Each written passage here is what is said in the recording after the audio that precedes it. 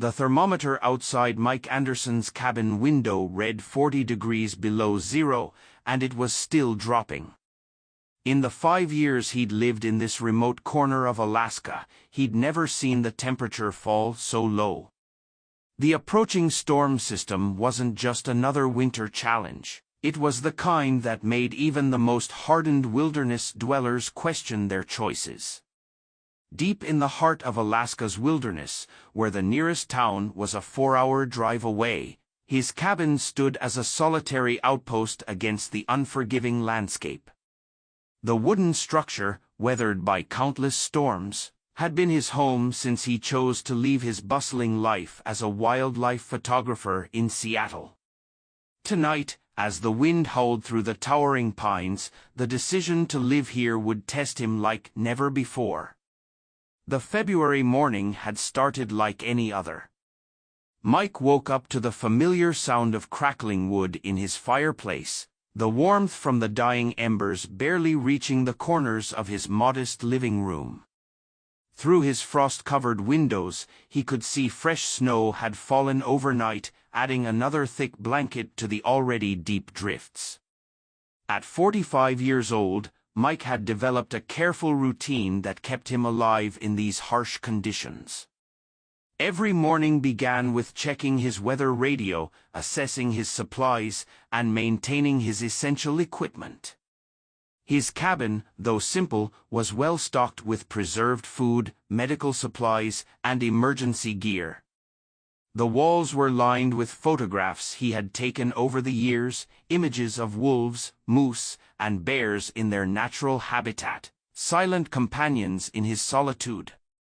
The weather report that morning was particularly concerning. The storm system moving in from the north promised to bring temperatures down to record lows and winds strong enough to snap trees. Mike knew from experience that these were the kind of conditions that could trap someone indoors for days, maybe even weeks. He spent the morning securing his generator and checking his backup heating system. The routine was second nature to him now, but he never allowed himself to become careless.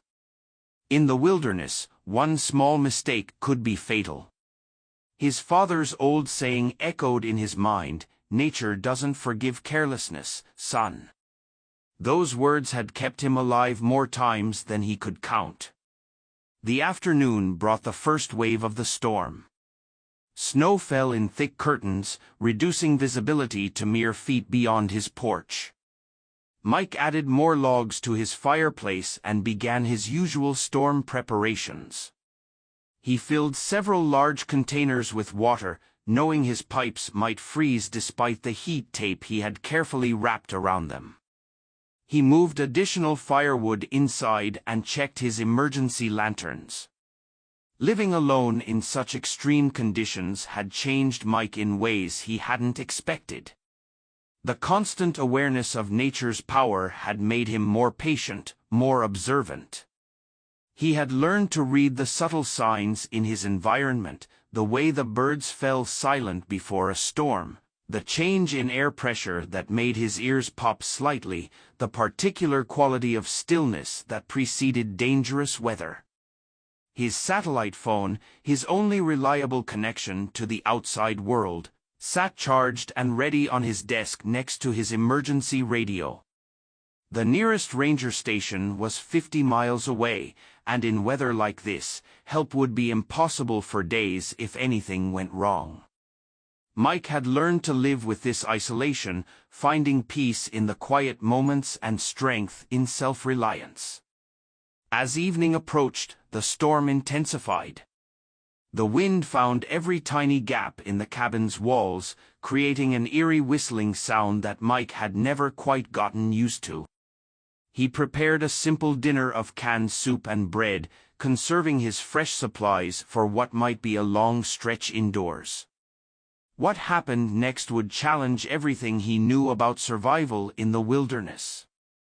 The first sign that something was different came just after midnight. Through the howling wind, Mike heard a sound that made him sit up straight in his chair, a deep, guttural sound, barely audible over the storm but unmistakable to someone who had spent years photographing wildlife. A bear. And it was close to his cabin.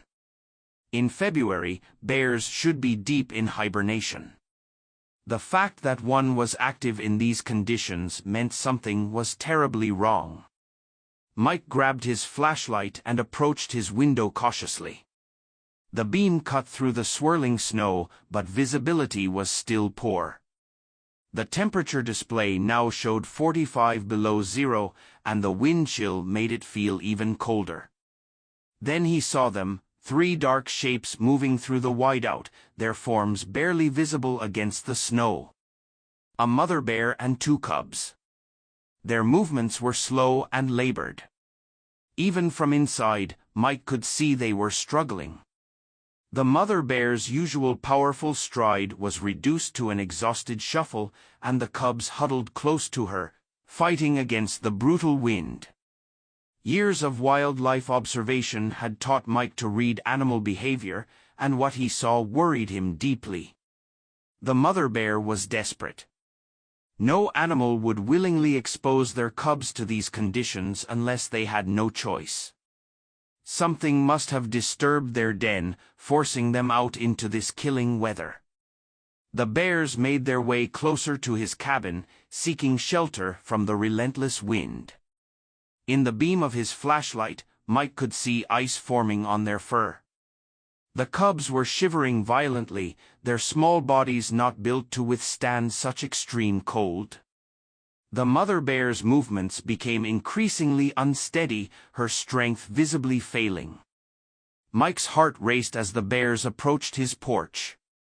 This was exactly the kind of situation every wilderness safety guide warned against. Bears near human structures were dangerous under normal circumstances, but these circumstances were far from normal. The desperate mother bear might try anything to protect her cubs from the cold. Through the window, Mike could now see the bears clearly. The cubs were much smaller than they should be, probably born late in the season. Their chances of survival in these conditions were slim to none. The mother bear began pawing at the snow near his porch, attempting to create some form of shelter, but the wind whipped away any progress she made. The temperature continued to drop. Mike's thermometer now refused to give a reading, the liquid inside frozen solid. The wind grew stronger, and he could see the larger bear trying to shield her cubs with her body, but it was a losing battle. One of the cubs stumbled, falling into the deep snow. The mother bear gently nudged it back up, but Mike could see the cub's movements becoming slower, more uncoordinated. Time was running out. The bears had been struggling for almost an hour now, and their condition was deteriorating rapidly. The second cub collapsed, and this time, getting back up took longer. The mother bear's attempts to help became weaker, her own strength fading. She let out another low moan, a sound filled with desperation that cut through the howling wind and straight to Mike's core. Mike found himself pressed against the window, his breath fogging the glass. He had photographed hundreds of bears in his career, documented their behavior, their struggles, and their triumphs. But he had never seen anything like this. The cold was killing them, slowly but surely, right in front of his eyes. The bears were now huddled directly against his porch, their last attempt to find any protection from the wind. The cubs were barely moving, and the mother bear's eyes were glazing over, the cold overwhelming even her massive body. In the beam of his flashlight, Mike could see their shivers becoming less frequent, a dangerous sign of hypothermia. Mike's hand rested on his cabin door handle. Everything he knew about wilderness safety, every rule he had followed for years, told him to stay inside. But as he watched the family of bears slowly freezing to death on his porch, another voice inside him grew stronger. A voice that asked what the value of survival rules was when weighed against dying creatures who needed help. The bears were no longer moving much at all. The cubs lay curled up against their mother, who had positioned herself between them and the wind. Her eyes met Mike's through the window, and in that moment, he saw something that shook him to his core. There was no aggression in that gaze, no wild fury, only exhaustion, desperation, and something that looked eerily like resignation. Time seemed to freeze along with the world outside as Mike stood with his hand on the door handle. Every survival instinct screamed at him to stay inside. He had seen what desperate bears could do, had photographed their power and ferocity. The mother bear, even in her weakened state, could kill him with a single swipe if she perceived him as a threat to her cubs. The wind rattled his cabin violently, and the bears had stopped shivering. Mike knew enough about hypothermia to understand what that meant. The cubs were entering the final stages of freezing to death, their small bodies giving up the fight against the cold. The mother bear's breathing had become shallow, her massive form now barely rising and falling in the growing mountain of snow. His emergency radio crackled with an updated weather report. The storm was expected to last at least another 12 hours, with conditions worsening. The bears would not survive the night. Already, ice had formed thick crusts on their fur, and their breathing was becoming dangerously slow. Mike's mind raced through his options. He had a storage room attached to his cabin, originally built to house his photography equipment. It was insulated, separate from his living space, and had its own entrance. It could serve as a temporary shelter, but getting 3 freezing bears into it would be another matter entirely. The risks were enormous. If the mother bear panicked, she could destroy his cabin, leaving them all to freeze in the storm. If she attacked him, help would not arrive in time. Even if they survived the night, having 3 bears this close to his living space could prove fatal in other ways. Mike thought about his camera sitting unused on his desk. For years, he had documented nature's beauty and brutality through its creatures. Now, standing on the edge of a decision that could cost him everything, he realized he was about to become part of a story he could never have imagined. He had always believed in observing wildlife without interfering, believing that nature should take its course without human intervention. But as he watched the cubs growing still, their small forms almost invisible under the growing layer of snow, he questioned everything he thought he knew about the relationship between humans and wildlife. The mother bear's eyes had never left him. There was something in that gaze that he had never seen before in all his years of wildlife photography. It was as if she understood that he represented their last chance at survival. Her usual wariness of humans seemed to have been overcome by maternal desperation.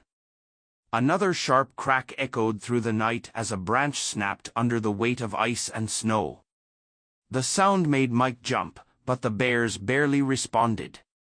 Their lethargy was reaching a critical point. The mother bear tried to nuzzle one of her cubs, but her movements were becoming uncoordinated. Soon, she would be too weak to move at all. Mike began to remove his heavy winter coat.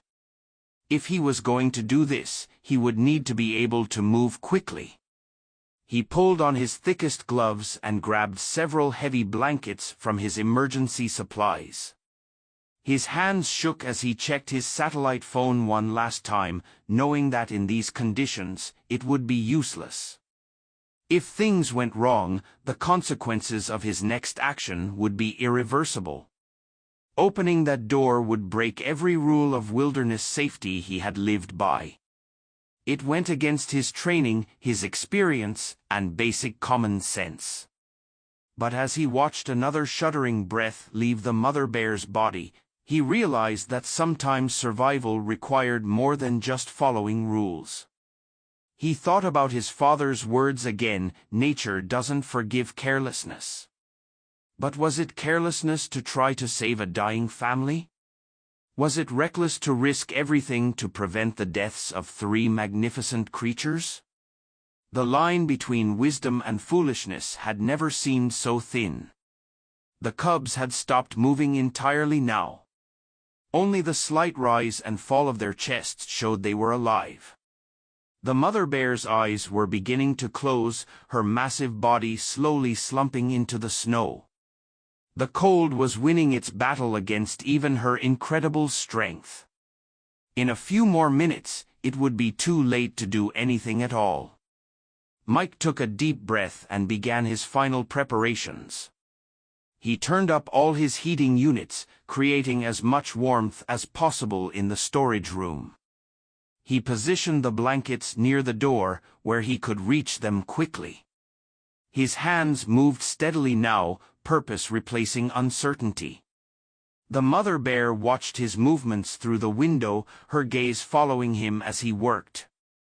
There was an intelligence in those eyes that spoke of understanding, of awareness that transcended the usual barriers between humans and wildlife. In that moment, Mike saw not a dangerous predator, but a mother fighting with her last breath to protect her children. The wind howled louder, and the temperature continued its merciless descent. Mike's clock showed just past 2 in the morning, the darkest hour of the night, when the cold was at its most brutal. Everything he knew about bears, about survival, about the proper way to handle wildlife encounters, was about to be put to the test. His hand returned to the door handle. Through the frosted glass, he could see the 3 bears, their forms growing fainter under the falling snow. The next few moments would either be the bravest or the last decision of his life. Mike took one final breath and turned the handle. The door opened with a creak that seemed deafening in the frozen night. The wind immediately rushed in, bringing with it a blast of snow and bitter cold that stung his face. The bears were just feet away, their bodies now half buried in the mounting snowdrifts. Moving slowly, deliberately, Mike stepped onto his porch. The mother bear's eyes flickered, registering his presence, but she made no aggressive movement. Her survival instinct seemed to be warring with her exhaustion. She lifted her head slightly, nostrils flaring as she caught his scent, but even this small movement seemed to drain her remaining energy. Speaking in low, soft tones, Mike began to clear a path from his porch to the storage room door. Every movement was measured, non-threatening. "It's all right," he found himself whispering, though he knew the bears couldn't understand his words. The mother bear watched him, her eyes showing more awareness now but still no aggression. The cubs hadn't moved. Their small bodies were almost completely covered in snow, and Mike could barely see their breathing. Time was running out. In this weather, even these few minutes of exposure were dangerous for him despite his protective clothing. He had to act now or abandon the attempt entirely. With trembling hands, Mike opened the storage room door wide. Warm air rushed out, creating a brief fog in the frigid night. The mother bear's head lifted higher, her nostrils working as she sensed the heat. It was the most movement she had shown in the last hour. Mike's heart pounded as he took the most dangerous step of all. He moved closer to the bears, blankets in his hands. The mother bear's eyes tracked his movement, but her usual protective instincts seemed dulled by the cold and exhaustion.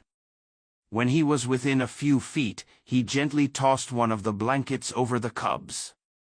The thick wool covered their small bodies, and for a terrifying moment, the mother bear tensed. Mike held his breath, knowing his life hung on her next reaction. But instead of attacking, she slowly, painfully began to nose the blanket around her cubs, seeming to understand its purpose. Encouraged, Mike spread another blanket closer to the storage room door, creating a path of warmth.